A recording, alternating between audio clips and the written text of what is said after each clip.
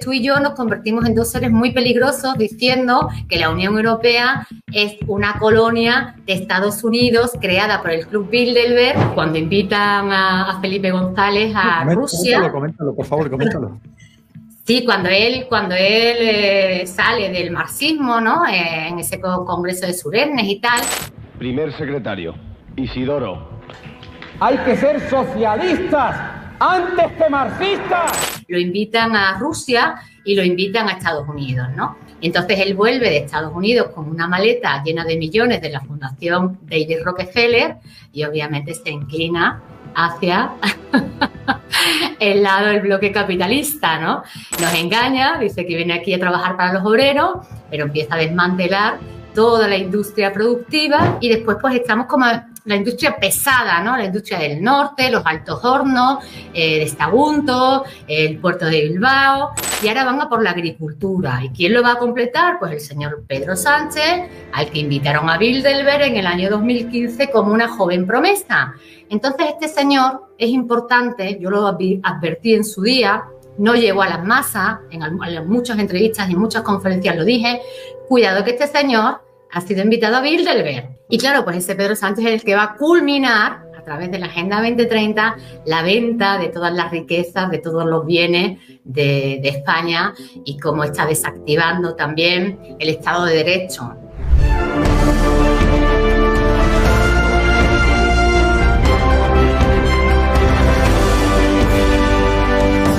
Esto es tremendo, porque ya sabemos lo que está haciendo la Unión Europea, que está presionando a las plataformas para evitar que se comente, que se diga aquello que ellos llaman contenido inapropiado, que todavía estamos esperando que alguien nos diga exactamente qué significa, porque esto, claro, es que eso es un pozo sin fondo, puede ser cualquier cosa, exactamente lo que ellos quieran en cada momento. Esto es terrible, porque antes lo comentaba al principio del programa, que precisamente los que están hablando de desinformación, que dicen incluso aquí en España, lo acaba de firmar nuestro gobierno hace muy pocos días, que es la primera preocupación de seguridad nacional, la desinformación, y lo dice el gobierno. A ver, ¿qué es una mentira? Bueno, en fin, yo no sé cómo tienen tanto desparpajo, de verdad, Cristina, pero es que esto nos hace mucho daño como sociedad. O sea, ¿dónde está la libertad, lo que estábamos comentando, de que no podamos tratar con datos, con objetividad, con profesionales, con científicos, no podamos hablar con honestidad total para que todo el mundo lo sepa de tantísimos temas? ¿Qué nos está pasando y por qué lo estamos aceptando de esta manera? Lo dice el gobierno porque se lo dictaron este año, acuérdate, en enero, desde el foro de Davos.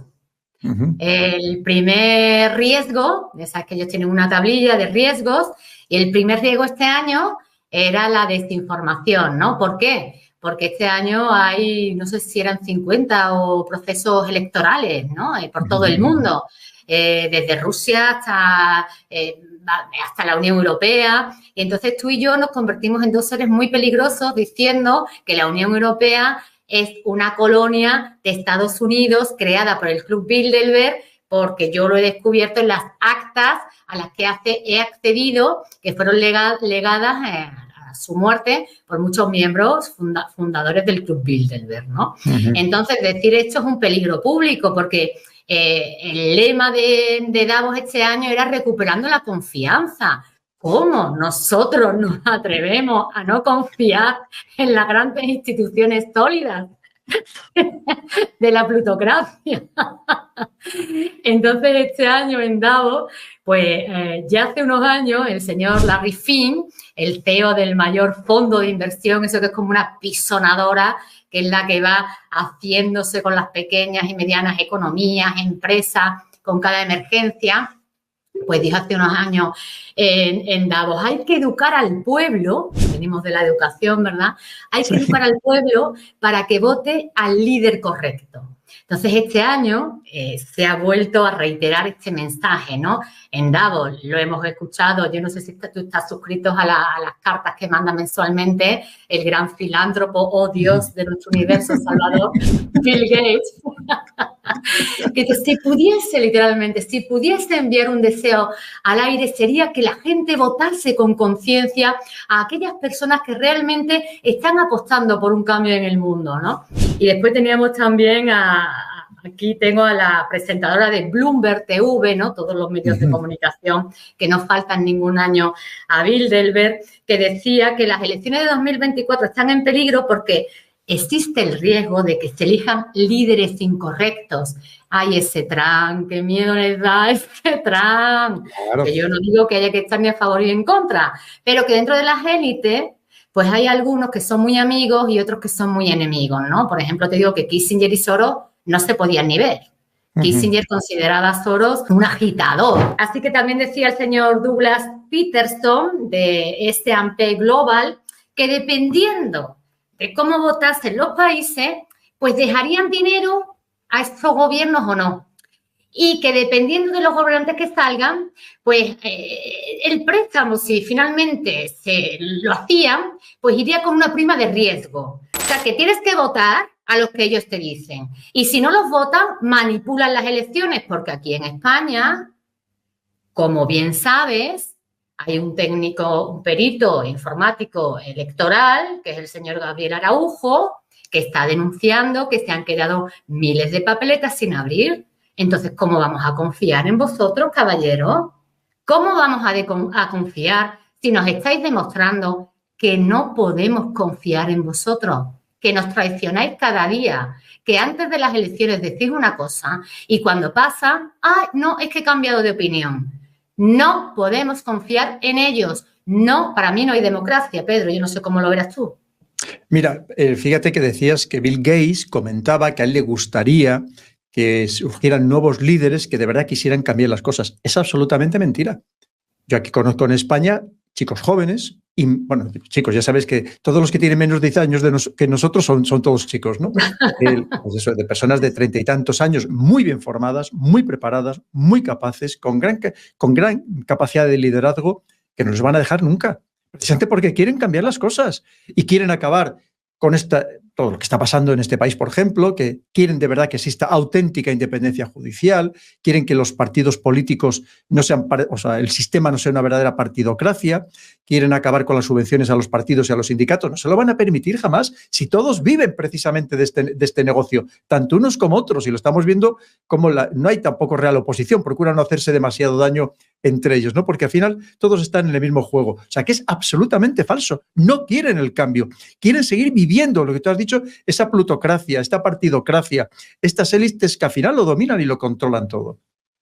Efectivamente, y que además también yo estoy percibiendo cómo ellos están estudiando, ¿no? Obviamente, con todos los datos que les llegan a través de nuestras redes sociales y tal, pues ellos detectan el rechazo que existe en la ciudadanía contra la Agenda 2030. Entonces salen nuevos líderes o líderes antiguos que de repente incluyen en sus discursos este supuesto combate contra la Agenda 2030, pero que no se queda más que en discurso. O sea, tenemos que diferenciar el discurso de los hechos. Y además en esos discursos que algunos de ellos dan, he visto con sorpresa textos de mis libros acerca de la Agenda 2030.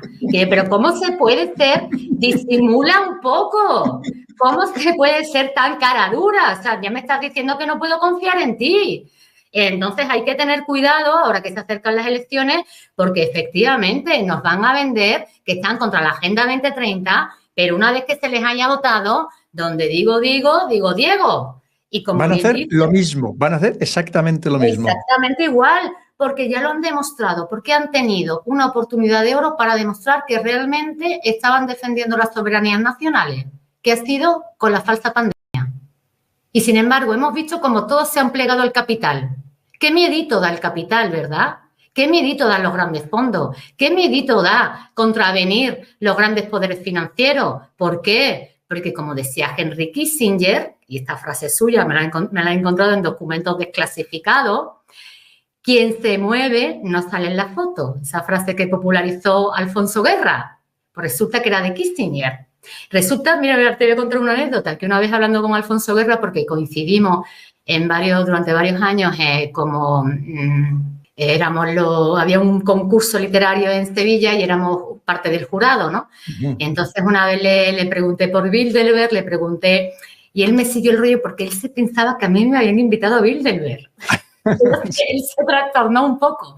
Y entonces empecé a meterle la mano y me dijo, sí, los americanos entraron en Sevilla a través de la Casa de América.